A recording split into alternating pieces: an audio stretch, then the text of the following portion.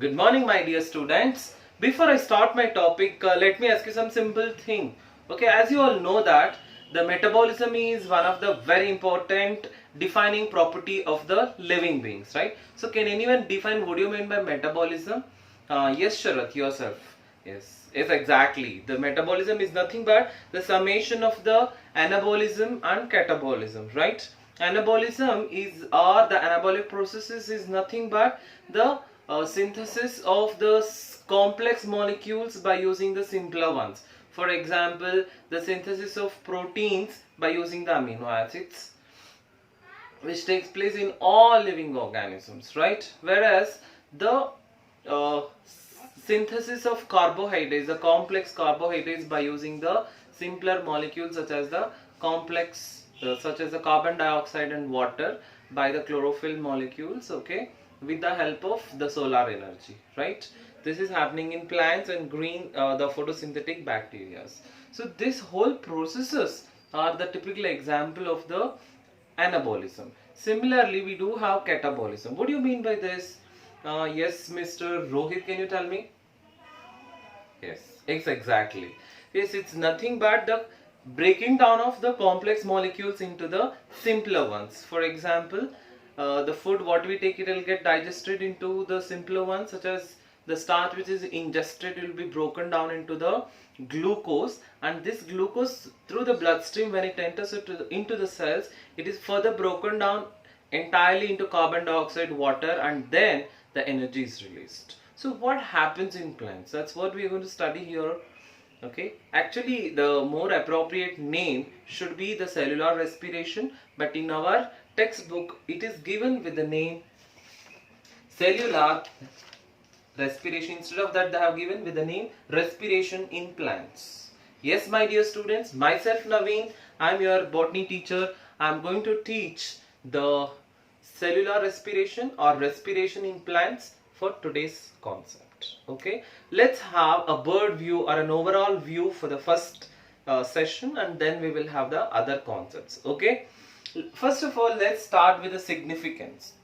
What is the use of this cellular respiration and its significance? Okay, as we all know that from the time we wake up till the time we sleep, and including even the sleeping, we need energy for doing any kind of functions.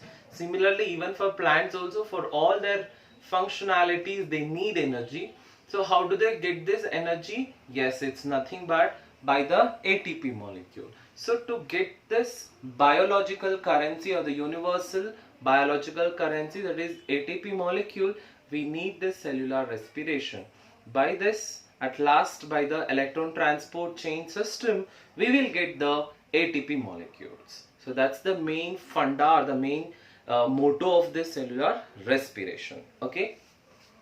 So next one is role of photosynthesis. How the photosynthesis playing a role here, right? Because our chapter is respiration in plants, this comes into a picture. Photosynthesis, as we all know, it's going to synthesize the complex carbohydrates such as starch, right, in all the plants. Whereas this, in most of the respiration, the primary substrate should be the carbohydrate source. If that is exhausted, if we are doing a fasting, suppose in a human beings, if we are doing fasting, or if some animal did not get enough food at or it did not get proper food at a right time, so then it will go for fasting, right? So that time it may go for the breaking down of the lipid molecules. Even then also, if it prolonged, then it may go for the breaking down of the proteins, and then it may get the energy. But this process of breaking down of the proteins, and thereby if it is getting the energy, then it is called as the protoplasmic respiration. Okay, so whereas the respiration, the cellular respiration, which is utilizing the carbohydrates or the lipids as a substrate, then we will call it as the floating respiration. Whereas this protoplasmic respiration, it was being asked in the previous year papers, and this is quite toxic, because during this process it may release some of the toxic substances such as the ammonia. Okay, and then just now we have seen directly or indirectly the plants are going to produce the food, and this plant products that are such as the carbohydrates or any other things will be utilized either by the plants or it may be eaten by the herbivores, so that carbohydrates will go to the animals of herbivores category. They will utilize that. Okay. Or in the next trophic level, the carnivorous animals may eat these herbivorous animals and thereby these carbohydrates may go to their body. And finally, directly or indirectly, the primary source for providing all the substrates is being by the photosynthesis, that is by the plants. Just now I have already told you the substrates. Primary substrates are the carbohydrates, then it may go for the fat, the breaking down, and then at last it may go for the protein breaking down. Then let's see the types of respiration. That's nothing but the aerobic, which takes place in the presence of oxygen. The second one anaerobic, which takes place in the absence of oxygen. Okay. In the next concept, we are going to see how the photosynthesis is related with the respiration. Okay, as we have seen that it is going to provide the substrate for our cellular respiration. How? By the light reaction, the water molecule is splitted to produce the oxygen. On the other side, it is going to produce the protons, and those protons are used up to make the NADPH, and these NADPH are used up in the Calvin cycle, or nothing but the dark reaction, where they are going to synthesize the triose phosphates, and these triose phosphates are in turn used up in making up the glucose, and then by polymerization they are going to synthesize the starch. Okay. Then this starch being kept for storage in different parts of the plant body, and then if this starch if it has to be transported to other parts to be mobilized, it is getting converted into sucrose, and then the sucrose will enter into the cell. Further, the sucrose is broken down into glucose, and then glucose inside the cytoplasm, it will go for a process called glycolysis. The name itself indicates glyco means the glucose, lysis means the splitting, right? So it is going to split the 6-carbon molecule glucose into the 3-carbon molecule called as pyruvate.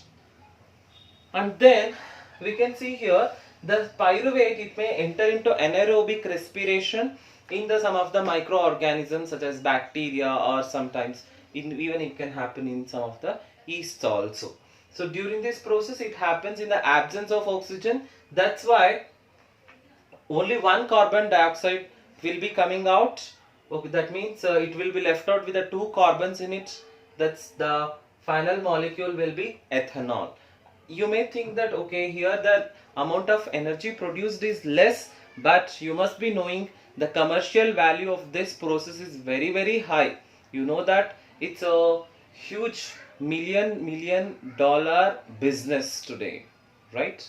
Another side, the pyruvate, which is a 3-carbon molecule, it may enter into the next process, that is to enter into TCA cycle. It should undergo a process of oxidative decarboxylation, where 3-carbon molecule pyruvate is getting converted into 2-carbon molecule called as acetyl-CoA, and this acetyl-CoA will then enter into the TCA cycle or the Krebs cycle, and thereby it is going to synthesize the NADH plus H plus and FADH2, and these molecules at last they will enter into the electron transport chain system, and where they are going to synthesize the ATP molecules. Okay, and you know the role of ATP molecules. Just to close your eyelids and open, starting from such a simpler work to the any drastic or the very huge functions, we do it. For all these we need energy, and that energy is provided by these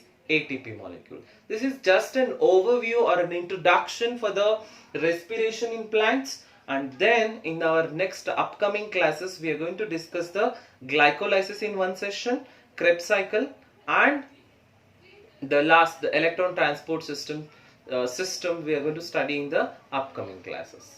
Thank you. Have a good day.